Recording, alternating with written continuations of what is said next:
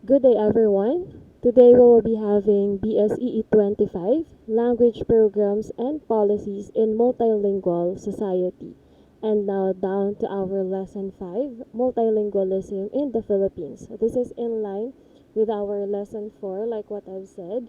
That was the multilingualism in the classroom. So, from this lesson, you will be expecting the springboard of multilingualism in the classroom. Ano yung pinagmulan? Bakit tayo nagkakaroon ng multilingualism sa classroom natin? Syempre, dito sa Philippines, because we do have different orders or Republic Act that deals with the multilingualism under our country. Once again, this is Miss Goffelin D. Baes, your instructor for this subject. Without further ado, we'll be having the RA or the Republic Act under this, the multilingualism in the Philippines, which is the RA 1055 or 533. Once again, the RA 10533. On the right side of my presentation, this is the literal na Republic Act from our department na nagsasabi that RA 10533 is the act enhancing the Philippine basic education system by strengthening its curriculum and increasing the number of years for basic education, appropriating funds therefore and for other purposes. So, papasok na rin talaga dito yung K to 12. This is once again RA 10533. And then on the left side of my presentation, this is the synopsis of RA 10533 for kindergarten and the first 3 years of elementary education, grades 1, 2, and 3. Instruction, teaching, materials, and assessment shall be in the regional or native language of the learners. Like what I've said in our bilingual education and multilingual education, mag-start talaga tayo sa mother tongue natin or dun sa mismong native tongue na ginagamit natin as individual or as part of region or place. The Department of Education or DepEd shall formulate a mother language transition program from grade 4 to grade 6 so that Filipino and English shall be gradually introduced as languages of instruction. So, dun sa natin, lesson 4, pinakita ko doon yung leveling and then yung bridging of the transition from mother tongue to the second language or the L2. So, from L1 to L2 sa classroom natin. So, ito yung pinaka-pinagmulan talaga kung bakit natin yung kailangan gawin into our students. Pagdating natin sa mismong career path na meron tayo. Pagdating natin mismo sa apat na sulok ng classroom na magiging tahanan natin kapag tayo ay mga guro na talaga. In the near future. So, next one, reminder of the definitions. So, yung main point of the RA 10533 are these three models. The early exit transition, the late exit transition, and the additive model. So, what is under the early exit transition? So, from the name itself, parang mas or mas konti yung time, kaya early exit yung ginamit dito sa model na to. So, ano po ba yung early exit? This is the first language or L1 or mother tongue MT is included as a medium of instruction up to grade 3. So, from kindergarten to grade 3. Sabi nga sa ating synopsis ng RA 10533 before transitioning to other mode of instruction or medium of instructions. These are weak MLE model or multilingual education models. Kasi nga, pag sinabi natin early exit, short period of time lang yung binigay natin sa mga estudyante. And sabi pa dito, mode of or medium of instruction. 'Di ba yung ginagamit? Hindi pa sinasabi dito na kailangan gamitin na ng mga estudyante natin yung first language or whatsoever. Of course, obviously, kapag tinuruan natin yung mga estudyante natin using our mother tongue, which is Filipino, yun din yung gagamitin dapat nila sa atin as estudyante natin, di ba? Yun talaga din yung language na gagamitin nila dapat. So, this foundation shows weak multilingual education kasi nga short period lang yung binigay nating foundation sa mga estudyante. Once again, why do you need to have this Republic Act is because kahit secondary teachers kayo, no, pagdating sa future, ito yung magiging natin pundasyon din natin sa mga estudyante. Kung ano ba din yung pundasyon na meron sila from their early years sa education. So, as a teacher in language or in English, dapat alam natin to, no? And then yung second model is the late exit. So, dito makikita naman natin kung yung kanina is early, dito late. So, longer yung mismong foundation na ibibigay natin because first language or the L1 or the mother tongue or the MT is included as a subject. Hindi na lang siya medium of instruction, pero subject, ginagamit na din siya sa subject and medium of instruction up to grade 6. Hindi lang siya up to grade 3. And is used at least 50% of total instructional time. So, later, sa isang department order, ipapakita ko sa inyo yung time allotment na sinasabi dyan, no? And this is from Ramirez et al. 1991. Once again, this late exit transition model is strong multilingual education model na. Kasi nga po, yung foundation ng estudyante natin ay na-prolong na. Mas mahaba na yung binigay na time para maunawaan kung ano ba yung first language and hopefully yung magiging transition dun sa second language which is the English. Ano po? And then once again, yung lesson natin ay nakatuon pa rin, no, sa MTB-MLE or sa mother tongue based multilingual education. So, hindi tayo magkakaroon ng multilingualism if hindi pa rin natin i-embrace yung mother tongue based learning natin. So, ito yung mismong point ng RA 10533. And then, in addition, sabi nga dito from the title itself ng model is additive models. First language or the L1 or mother tongue MT is included as a medium of instruction throughout all years of basic education alongside other medium of instruction. So these are strong multilingual education model. So stronger and strongest na foundation para sa mga estudyante natin. Kasi hindi na lang siya sa subject and sa MOI but all throughout the basic education na. So, hindi na lang din siya mag-end sa grade 6 but up to senior high school as part of your basic education. So, yung additive natin na model na sinasabi, so ito yung ways ng teachers kung paano natin ituturo yung language na meron tayo sa Philippines sa kanila, no, sa mga estudyante natin. So, kaya sabi ko sa inyo, part pa rin tayo ng RA 10533. Kahit kung makikita nyo dun sa synopsis ay nakatuon siya, no, sa elementary teachers dapat yung mismo nakakaalam nito. But no, since part talaga siya ng policy natin as multilingual society tayo, yung mismong bansa natin ay multilingual, kailangan alam pa rin natin itong mga ito. So, once again, RA 10533 ay nakatuon dun sa foundation ng mga estudyante natin that needs early exit transition, late exit transition, and additive models of transition dun sa pinaka-foundation ng mga estudyante natin into their languages.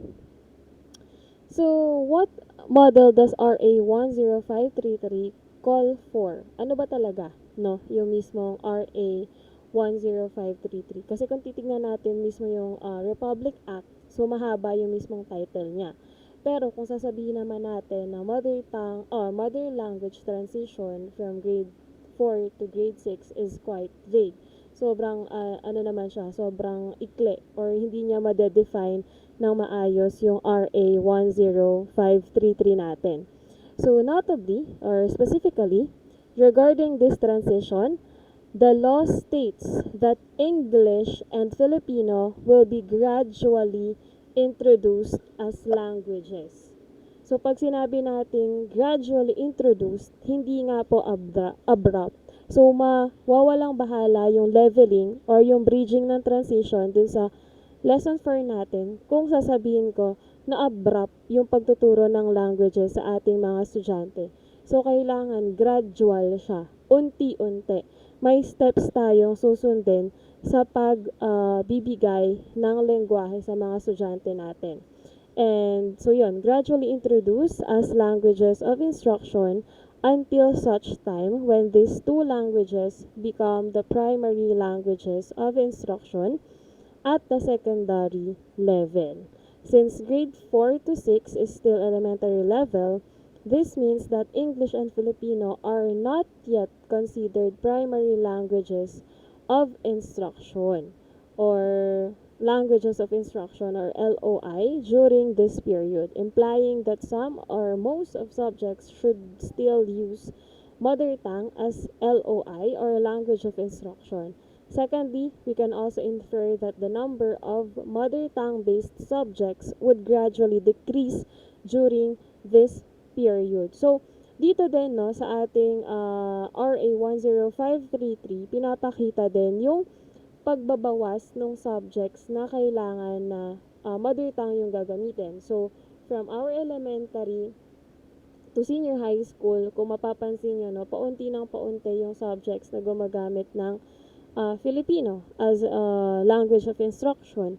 And then, kumbaga parang kayo din, di ba, sa elementary nyo, sa high school nyo, and then sa college nyo ngayon, kung mapapansin nyo, depending din sa major itself. Mas madami tayo na subject, lalo sa general subjects, no, na nakafocus na dun sa ating L2, sa second language natin, which is the English. Kasi nga po, early years natin kailangan yung mother tongue language na meron tayo. Okay? So, sabi nga dito, di ba, mother tongue-based subjects would gradually decrease during this period. Kasi nga po, hindi naman kailangan siya hanggang college, no, yung Filipino subject. Kaya nga, kayo ngayon, kahit nasa kolehiyo na, ay may subjects pa rin na ginagamitan ng Filipino language or mother tongue based pa rin yung mode of instruction or medium of instruction is because parang hindi natin ma-left out yung mismong mother tongue natin. And yun nga din talaga yung point ng ibang polisiya na meron tayo sa Pilipinas, di ba? Na hindi ma-left out yung ating mother tongue. But rather, nade-decrease lang. Kasi nga, mas magiging competent daw kapag alam natin yung universal language, which is the English. So, last part, thus, RA 10533 commits the Department of Education to a medium or at best late exit mother tongue transition program. So, in addition nga yung additive models, pero ang pinaka-point ng RA 10533 natin is the late exit mother tongue based transition. So, kailangan muna ay mapundar natin ng maayos yung pundasyon na kailangan ng mga estudyante natin. So, parang ibabalik ko lang din example ko before, no? Since yung mga estudyante natin into gadgets na talaga, yung mga toddlers natin into gadgets para ma-facify natin sila, which is in a wrong way kasi yung ganun, no? Iba-iba yung nai-introduce sa kanila sa early years na meron na sa buhay nila. So, kagaya ng language, instead of mother tongue yung matutunan nila, is ang natututunan nila supposedly dapat ay yung second language pa lang nila, no? Pero ayan, may mga bata tayo o toddlers tayo na hindi din natin maintindihan yung English nila kasi British accent agad. Okay? So, hindi nga siya dapat ganon. Kailangan mag-focus, since yung Department of Education natin ay nag-aim ng mother tongue-based education, sana ma-embrace din natin yon as part ng family ng mga toddlers. Kailangan mas ma-embrace nila yung mother tongue natin, which is the native language na meron tayo dito sa Philippines, and then followed by our universal language. So, yun naman talaga dapat yung maging sistema ng mga bata. Kaya ini-introduce din talaga sa atin yung polisiya na meron tayo. And then ito nga po is yung RA 10533. And then in line with this Republic Act, we do have also different department orders or DepEd orders na in line with our RA 10533. And then let me share my screen for this one.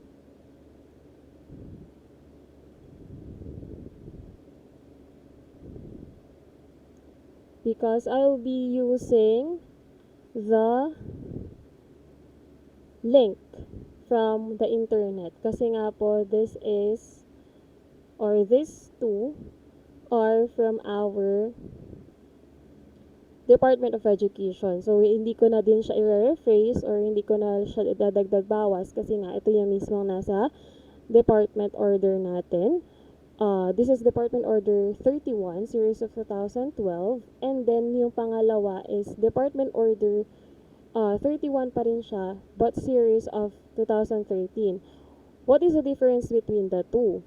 So, wag kayong malilito. Kapag Series of 2012, ito yung policy guidelines on the implementation of grades 1 to 10 of the K-12 Basic Education Curriculum or BEC effective school year 2012 to 2013. So, nag-start na din siya no 2012 and 2013. And then, right after, the year after ma-implement yung ating Department Order 31, nagkaroon na po ng clarifications on the policy guidelines on the implementation of the language learning areas and their time allotment in grades 1 and 2 of the K-12 Basic Education Program. So, dun sa first part ng ating presentation, nabanggit ko yung time allotment. So, ito po yon sa ating series of 2013.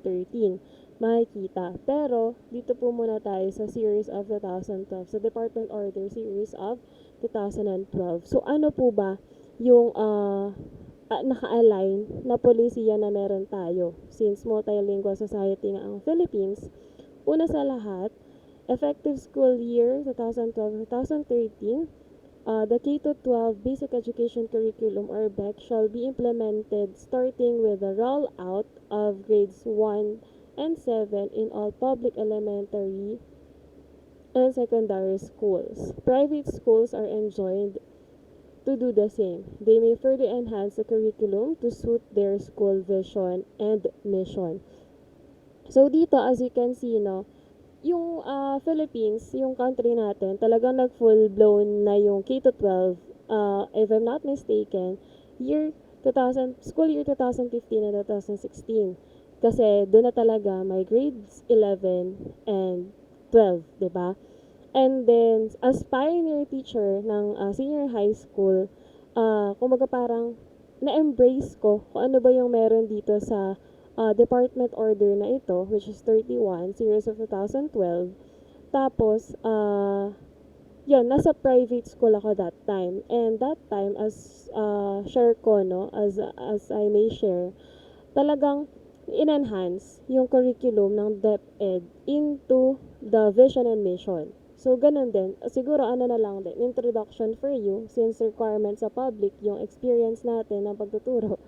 And no other choice tayo kasi sa private school talaga tayo makakagain ng experience, and thank you to them kasi stepping stone natin talaga siya for us to be recognized as public teachers. And of course, yung let natin. So, yun yung mga requirements na kailangan natin. Kaya, maganda na rin na nai-introduce ko sa inyo yung mga experiences from private bago tayo mag-public. Ano po? So, ganun yung nangyari. Second one is the general guidelines of the implementation of grades 1 to 10 curriculum, which cover the following areas are stipulated in enclosure number 1 dito sa school year 2012-2013. Nagkaroon ito mga nasa baba na to, yung A to I natin. So, ginamit na yan. And as far as I know, pag nasa public na tayo, no, lahat ng to ay given. So, I think yung iba pa nga ay kayang i-download yung mga samples, no. So, for this time, introduce ko na lang din siya sa inyo. The design of the curriculum, kasi po ay centralized yan, no? Yung design ng curriculum natin from DepEd. And then yung desired outcomes of grades 1 to 10 program, ayan, yung target na outcomes dapat ay kumbaga parang mag-align tayo sa isa't isa. And then yung nomenclature or learning areas and its description, yung mismong subject system na meron tayo sa ating schools. Medium of instruction, ayan nga po, yung from L1 to L2. Time allotment, mas define siya dun sa ating series of 2013. Sample class program, ayan, meron din given. Learning resources, talaga before sa traditional classroom, more on books tayo, ayan, so hard copy siya. And then this time, nagkakaroon na tayo ng references or e-references like this one. Ginamit ko ay yung given na link, no, from our Department of Education. So, online reference na din yung ginamit ko or online sources na din yung ginagamit ko. Next one is assessment and rating of the learning outcomes. So, kumbaga, ano din siya, naka-systematize din yung mismong assessment and learning. And then last one is the culminating activities and or performances. Like what we are doing right now, no? Hindi trip ng teachers yung pagbibigay ng performance task or culminating activities like what we are having right now. Online tayo, no? May online collaboration pa rin kahit online class na nga, di ba? This is part of our curriculum kasi yung mga performance task, okay? Yung mga activities na kailangan nyo din i-indulge or kailangan nyo din ma-encounter as students. Next, the sample report card for grades 1 to 6 and grades 7 to 10 are in enclosure to number 2. So, yung number 3, kasama siya dito sa number 2. And then for number 4, schools are challenged to implement the guidelines in creative and innovative ways for the curriculum for the curriculum can be localized without compromising the philosophy of total learner development. Like what I've said, diba? Bawat lugar or bawat region na meron tayo dito sa Pilipinas, iba-iba yung needs na kailangan ng estudyante. So, iba yung needs ng mga students from Mindanao, Visayas, and Luzon. So, kung titignan natin, kahit naka-centralize, no, or naka-systematize yung curriculum na meron tayo, kailangan pa rin, pasukan pa rin natin ito ng creativity and innovation kasi nga po, it will still depends on the needs of the students at saka kung ano ba yung environment na meron dun sa pinagmula ng mga estudyante natin. As teachers, syempre, part tayo dun. Kaya alam natin yon or kumbaga given na yon na alam natin yung needs kasi dun din tayo nagmula, dun sa lugar na pagtuturuan natin, di ba? And then number 5, at the end of every quarter, the end users of the curriculum guide are encouraged to send their feedback to the division office, which will submit these reports to the central office, to Dr. Yolanda S. Quijano, the Undersecretary for Programs and Projects, through the regional office or RO. Once again, ito po ay kung nasa public school ka. Okay? Itong number 5 ay kung nasa public school ka. But if not, no, iba yung organization na makikita mo dun sa school na papasukan or dun sa private school na papasukan mo. And then lastly, number 6, immediate dissemination of and strict compliance with this order is directed. Of course, nangyari talaga siya nung sabi dito sa number 1 ay school year 2012 to 2013. Kaya hanggang ngayon po ay meron po tayo nito, supposedly. Okay? So, aligned with this Department Order 31, Series of 2012, once again, we do have the Series of 2013, which are the clarifications on the policy guidelines on the implementation of the language learning areas and their time allotment in grades 1 and 2 of the K-12 basic education. So this one, ang makaka-encounter talaga nito ay yung mga elementary teachers na, no? So, ayan, lagyan lang natin ng konting pahapyaw, ano po. So, yung number one, ayan, in the view of the implementation of the K-12 Basic Education Program, the Department of Education, through the Bureau of Elementary Education, the BEE, issues the following clarifications on the policy guidelines on the implementation of language learning areas and their time allotment in grades 1 and 2 as stated in the enclosure numbers 1 and 2 dun sa series of 2012. So, dito, sa number 1 ulit, no, under ng number 1, yung mother tongue at binigay ulit yung mga subjects na kailangan, no, ano ba yung gagamitan natin ng Filipino? Ayan, sa grades 1 and 2, dapat ay naka-mother tongue tayo sa math, AP, MAPE, and ESP. So, since wala pa namang mga square root dyan, no, sa grades 1 and 2 natin, kaya pang gamitin ang Filipino language sa pagtuturo ng math.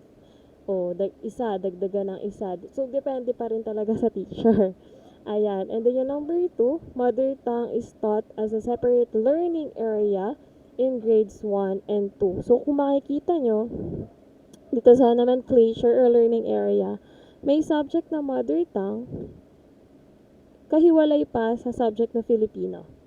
Okay po? So, yun yung number 2 natin. Mother tongue is taught as separate learning area or subject sa ating grades 1 and 2. Okay po? And then Filipino as learning area is first introduced sa grade 1 during the second quarter or grading period. Then English as learning area sa first din siya na-introduce naman sa third quarter. So, ayan po. Kung mapapansin niyo yun dito sa ating time allotment, yung sa 3 and 4 po.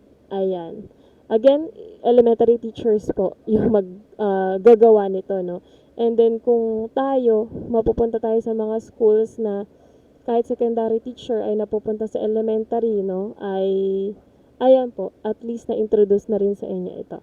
So, hindi na natin iisa-isahin yan, pero andito sa website na to, or sa link na to, yung mismong time allotment ng grades 1 and 2, numbers of minutes quarterly.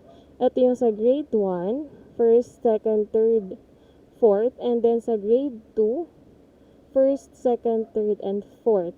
Per subject, binigay na po yung naka-time allotment. Okay po? Ayan. So, nasa number 1, under number 1 po yung ating nomenclature or learning areas, yung subjects. Number 2, in line pa rin sa series of 2012, sample of report cards for grades 1 and 2 are contained in the enclosure. Number 3, all other issuances related to the implementation of the K-12 basic education program such as Department of Education Memorandum Number 46, Series of 2013, entitled Special Instruction for Grade 1 Children under the K-12 Basic Education Program, and the Department Order Number 14, Series of 2013, entitled Strengthening the K-12 Basic Education Program Delivery System for Elementary Education, shall be enforced. So, nabanggit dito itong mga memorandum na to kasi align po siya dito sa ating Department Order 31, Series of 2013. Likewise, this clarification shall be a subject to possible changes after curriculum finalization. So, ito pa rin po naman yung ginagamit ngayon na. And then, syempre, number 4, immediate dissemination of and strict compliance with this order is directed. So, once again, right after ma-implement yung series of 2012, nagkaroon ng clarification ng 2013, and then by the time 2021 na ngayon, kung may magkakaroon man ng changes, ayan, kayo na yung makaka-encounter nun in your field na mismo habang nagtuturo na rin kayo. Like what I've said, in the long run, yung mga policies na meron tayo, magkakaroon pa rin yan ng changes depending on the needs of the student and depending dun sa pagbabago meron tayo sa bansa natin, yung globalization, yung pagiging high-tech din, no? So, we'll be still taking that into consideration because we can't stick in different policies na talagang nangyari or ginawa or na-implement pa siya talaga nung matagal na panahon na. So, may mga changes pa rin yan. Inevitable naman yung changes, di ba? So, kaya, bear with these policies kasi talagang may mga changes na nangyayari. Changes or clarification like this one, and then enhancement and improvement, 'di ba? So, 'yun. 'Yun yung titignan natin kapag naman tayo ay into policy sa ating bansa. So, that's all for this lesson 5. Medyo mabigat na naman po no yung ating lessons. Pero pakita ko lang din sa inyo yung dito yung blue dito sa baba since nasa website na kayo, nagki-click naman siya para makita nyo mismo yung mga approved na department orders like this one, and then nakakabalik kayo dun sa binigay ko kanina. And then also this one. Once you click this, makikita nyo mismo yung approved na department order. So, for this lesson and presentation, that will be all. Thank you very much for listening, and then wait for your activities. Once again, thank you very much. God bless. Stay safe and healthy, guys. Bye-bye.